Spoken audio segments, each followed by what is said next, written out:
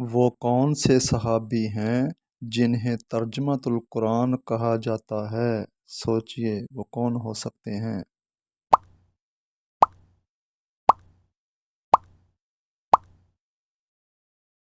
ٹھیک جواب ہے حضرت عبداللہ بن عباس رضی اللہ تعالیٰ عنہ۔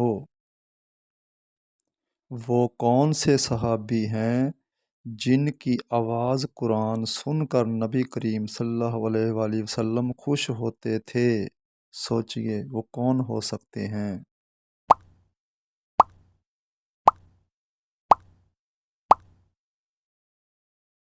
ٹھیک جواب ہے حضرت عبداللہ بن مسعود رضی اللہ تعالیٰ عنہ۔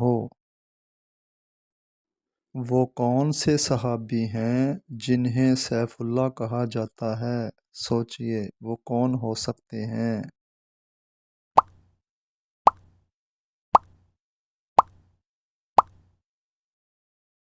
ٹھیک جواب ہے حضرت خالد بن ولید رضی اللہ تعالیٰ عنہ۔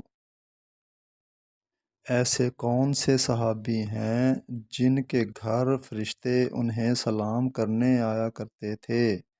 سوچئے وہ کون ہو سکتے ہیں؟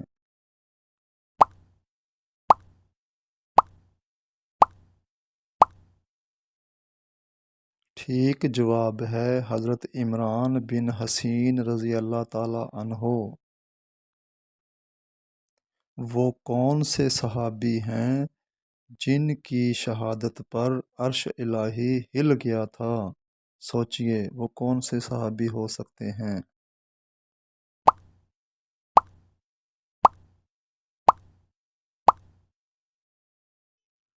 ٹھیک جواب ہے حضرت سعد بن معاذ رضی اللہ تعالیٰ عنہ۔